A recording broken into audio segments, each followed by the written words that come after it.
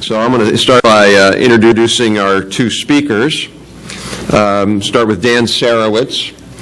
Dan is the Professor of Science and Society and co-director of the Consortium for Science, Policy, and Outcomes at Arizona State University. His work focuses on revealing and improving the connections between science policy decisions, research, innovation, and beneficial social outcomes. He also focuses efforts on a range of activities to increase CSPO's impact on science and technology policy. Dan has also written an array of books, which if you haven't read Dan's work, it's really just really top-notch work that is quite original and quite creative about thinking about technology and science policy. His newest book is The Techno-Human Condition, which will be out in March of 2011 by MIT Press. After Dan will be Jesse Jenkins, and Jesse is one of the country's leading energy and climate policy analysts and advocates. He manages the Breakthrough Institute's analytical and policy development programs. He's also the lead author or co-author of the Breakthrough Institute Policy Framework, Make Clean Energy Cheap. Also the report that Devin alluded to, Rising Tiger, Sleeping Giant, Asian nations set to dominate the clean energy race by out-investing the U.S. Also jump-starting a clean energy innovation revolution with a National Institutes of Energy. And he's, prior to joining Breakthrough, he worked at the Renewable Northwest Project in doing renewable energy. So with that, Jesse, you going first? All right, Jesse, thank you. Yeah. Thanks, Rob.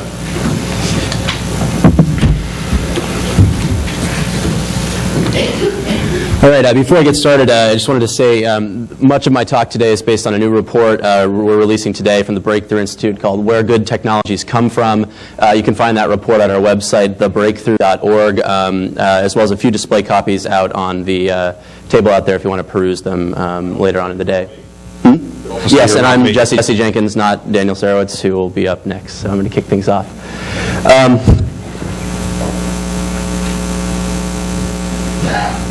Apple, Amgen, and General Electric, Bill Gates, Thomas Edison, and Alexander Graham Bell. We're probably all familiar with these genius inventors and titans of industry. Yet most of us remain aware of an almost silent partner in American innovation, the federal government. We might recall something about the National Institutes of Health funding cancer research or microchips coming out of the space race, as we just heard. But most of us remain unaware of the depth and breadth of government support for technology innovation. So today, as we are gathered to consider how to drive forward the dramatic innovation required to make clean energy cheap and scalable, we would do well to pause and consider a look back at the United States' long history of limited but energetic public investment in breakthrough technologies. And we'll begin with the iPhone. How many of you out there have an iPhone or other smartphone in your pocket? Pretty much ubiquitous today. Let's consider where this device comes from. Now, with this device, you have the combined knowledge of the World Wide Web in the palm of your hand. You can read practically any newspaper from anywhere in the world or listen to any song at any time. And with the GPS technology, you can find your way to anywhere. The only thing it doesn't do is actually take you there itself. So while we all know that this device was designed and built by the industrial engineers at Apple, what we probably don't know is that from the microprocessor at its core to the GPS that ensures you're never lost, practically all of the key platform technologies that go into the iPhone were developed in partnership with the federal government, supported through taxpayer funding for communications and information technologies. You see, the microchips powering the iPhone owe their emergence to the U.S. military and space programs, which made up almost the entire early market for this breakthrough technology. In the 1960s, the government bought so many microchips that while they were initially costly, the price fell by a factor of 50 in just a few short years, enabling numerous other applications. The early foundations for cellular communication technology lies in radio telephony capabilities progressively advanced throughout the 20th century with the support of the U.S. military. The technologies underpinning the Internet, of course, which gives the smartphone its smarts, were developed and funded by the Defense Department's Advanced Research Projects Agency in the 1960s and 70s. And GPS was originally created and deployed entirely by the military for the Navstar satellite program in the 1980s and 90s. Even the multi-touch display that makes an iPhone so intuitive to use has the government's fingerprints all over it. The revolutionary interface was first developed by a brilliant pair of University of Delaware researchers who happened to be supported by a grant from the National Science Foundation and a graduate research fellowship from the CIA. To be sure, the creativity and genius of Apple's industrial engineers brought the iPhone to fruition. But without the kind of active government support for technology development critical to the birth of so many of these key platform technologies, the iPhone and the many other smartphones that now proliferate the marketplace and change the way we go about our lives would never have been possible. So let's ask, where do good technologies come from? Well, one answer is visionary presidents. You see, from George Washington to George W. Bush and everywhere in between, under presidents both Republican and Democrat, the unbroken history of American innovation is one of active partnership between public and private sectors. George Washington helped deliver interchangeable parts, which revolutionized manufacturing throughout the world and were first developed in public armories. President Lincoln drove the construction of the transcontinental railroads, which first spanned our great nation. And he established the land-grant colleges, which created a new system of agricultural research that would dramatically improve farm productivity, strengthen the American economy, and help feed a hungry world.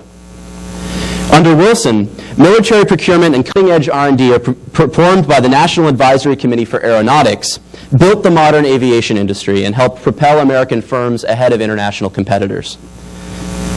Dwight Eisenhower built the interstate highways and harnessed atoms for peace, launching a public-private partnership that would build the first commercial nuclear reactors. And Kennedy's space and missile programs fueled the rise of microchips and computing, catapulting the world into the Silicon Age. Later, Richard Nixon launched the quest to cure cancer with the National Cancer Act of 1971. And 2 decades hence, the budgets for the National Institutes of Health would first double and then triple from 1985 to 2008 under presidents both Clinton and George W. Bush. Public support for biomedical innovation would then go on to spawn countless blockbuster drugs, spur the rise of biotech giants like Amgen, and materially improve the lives of millions worldwide. So as we can see, the story of the iPhone is by no means anomalous. Rather, is in fact emblematic of the kind of productive public and private partnerships that have almost always driven America's technological leadership. So let's be clear as we consider energy innovation today. This is quite simply how America has always done innovation. America's long history of technology leadership and economic vitality was not born of the singular genius of great inventors and entrepreneurial firms alone, as crucial as these actors were. Rather, throughout the nation's history, the federal government has acted as both an initial investor in blockbuster research and development and, equally critically, as an early demanding customer for innovative new technologies. Both roles were so often essential to the emergence of so many key American technologies. In fact, when this vital partnership between the public and private sector breaks down, so too has American economic leadership. Once a global leader in wind and solar energy technologies, the United States faltered and never fully recovered our standing as public support ceased and other governments stepped in to fill the void and take leadership in these emerging sectors. U.S. leadership in semiconductors was also imperiled for a time, only to be restored through renewed public-private collaboration sponsored by President Ronald Reagan's Defense Department and a public-private consortium of industry's leading figures known as CEMATECH. So while we all learn of the invisible hand of the market in Economics 101, we rarely recognize that the invisible hand of government actually lies behind countless American innovations. From hybrid crops to blockbuster drugs, nuclear power to wind power, microchips to the internet, these revolutionary technologies have enriched lives around the world, fueled successive waves of American economic growth, and turned the nation's technological prowess into the envy of the world. So today, as we consider new ways to structure the American energy innovation system, we must keep in mind these case studies in American innovation and plan properly how best to construct a new kind of public-private partnership that will deliver the energy breakthroughs needed by America and the world. As we study America's long history of public support for technology development, one actor takes center stage time and time again: the United States Department of Defense. The force behind microchips in the internet, jet engines, and GPS, the DoD has proven critical and proven to be a rich source of countless technologies that we now take for granted. So my colleague, Professor Daniel Sarewitz, Director of the Consortium for Science, Policy, and Outcomes at Arizona State University, and a Senior Fellow at the Breakthrough Institute, will now take us on a tour of the DoD and to highlight the specific institutional abilities that have made the Department of Defense a particularly effective innovator. So Dan, take it away. Thanks, Jesse. Okay, so we've already really begun to develop this theme of the role of DoD and defense applications in technological innovation.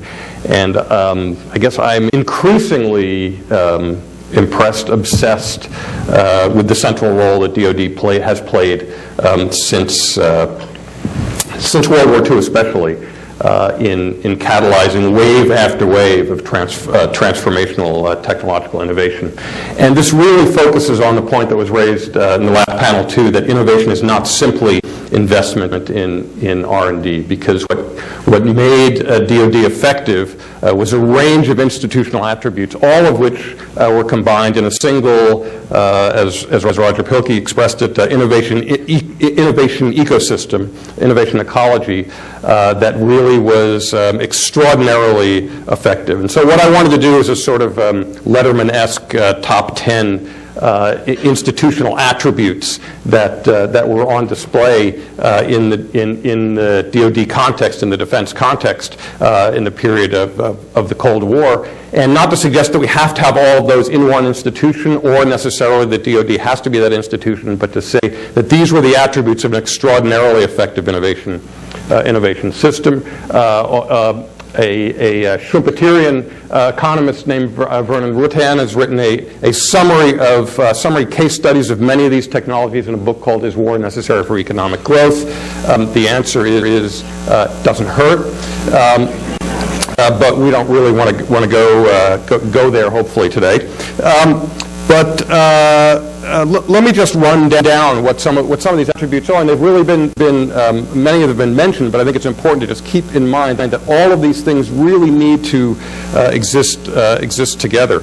And the first, and the 10th, and I'm listing it as least important, not because it is, but because it's the one that we most obsess about, is simply R&D capacity. DoD has a huge R&D capacity, tens of thousands of scientists and engineers, and they're involved in activities ranging from fundamental research to maintenance and improvement of existing technological systems. So that's sort of a sine qua non of the innovation capacity of the organization. But it's not nearly the beginning or the end.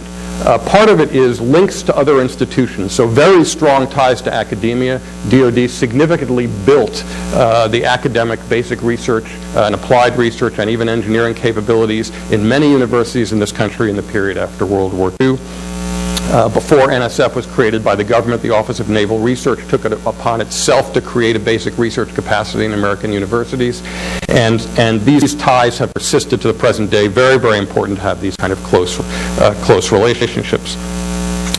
Another very important attribute is that DoD has been in it for the long term with particular technologies. Again, Roger Pilkey mentioned gas turbines, jet engines.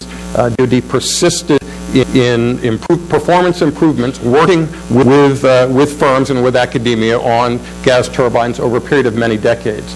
And understanding how this persistent innovation capacity actually developed is something that I'm involved in now with my colleague John Alec, because we really don't know what the fine-grained institutional details are of how they've been able to do this in a range of diverse technologies. But this kind of in it for the long haul thing has been very important. Another aspect has been, we don't talk about the failures, okay, but a willingness to pursue technologies along many, many different lines of possible innovation, and willingness to say that we'll accept a less than perfect track record.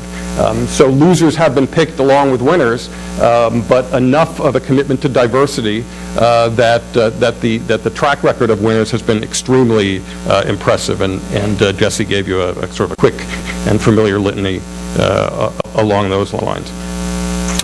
Another is a diversity of approaches, institutional approaches. So everybody knows about DARPA, famous for instigating the research leading to the internet and other kind of miracles. But all of the research groups in the different services are not committed necessarily to these very high-risk kind of game-changing technologies. Many of them are just simply involved in taking technological systems and making them better year after year. So again, not just one type of funding, of R&D funding activity or one type of connection to between research and innovation, but a number of different approaches, and also competition between the different services. For example, helicopters and fixed-wing planes was a big source of competition between different services, and led ultimately to significant improvements in both. Let me see, where am I now on my list? A hugely important aspect of DoD's success, one that really cannot be overestimated, is its persistent ties with the private sector, with the firms that it paid both to do R&D and to develop early stage technologies. And these long-term ties create knowledge. They create understanding between the human beings who are in DoD and in the firms. They also create trust that allows you to have very kind of relatively friction-free relationships. We actually don't see these sorts of relationships between the public and private sector in most other R&D agencies in the government. So this, and again, these are long-term relationships. And if you look at, say, the rise of civil aviation, jet aircraft in the U.S., very strongly tied especially through Boeing, but also McDonnell Douglas, very strongly tied to these persistent, close relationships between DoD and the private sector. This, of course, relates to another hugely important aspect of DoD's role. It was also a customer, right? So, and being a customer means several things. One is, obviously, it provided a significant market for early technologies that later had civilian applications. And so this created confidence in private sector firms that there was a market there worth investing in. But it also meant that they were a discerning customer. They held the private sector's feet to the fire to provide the products that were necessary, and they worked with companies again over years to improve the performance of a variety of technological systems. So this role of DoD as customer is also huge. And then the last two are sort of obvious. One is money, as John Alec titled his recent book on DoD procurement, Trillions for the Military. Trillions of dollars spent on this. And again, this is not about simply R&D. R&D was perhaps the smallest component of this, but it's an investment across all of these institutional aspects, especially the actual purchase and use of the technological systems themselves.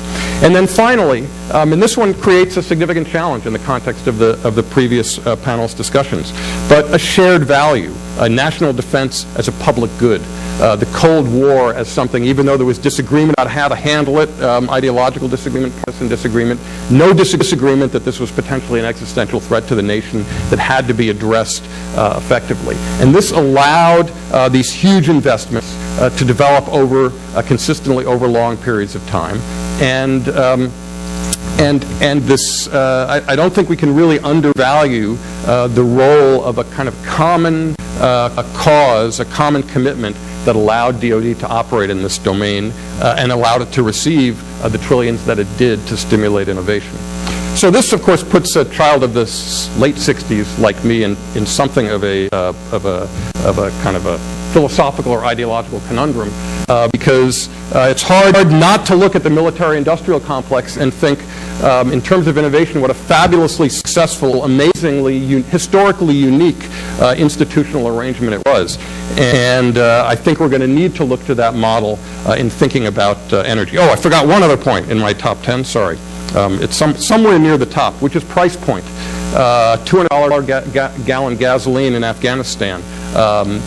Millions of dollars for the first for the ENIAC computer, which has already been discussed, could have inside one part of one microprocessor in your BlackBerry.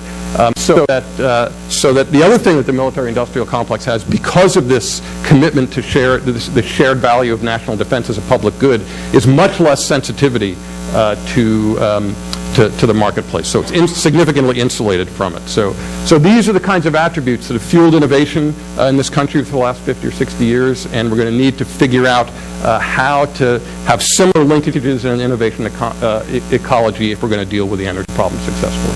Thanks.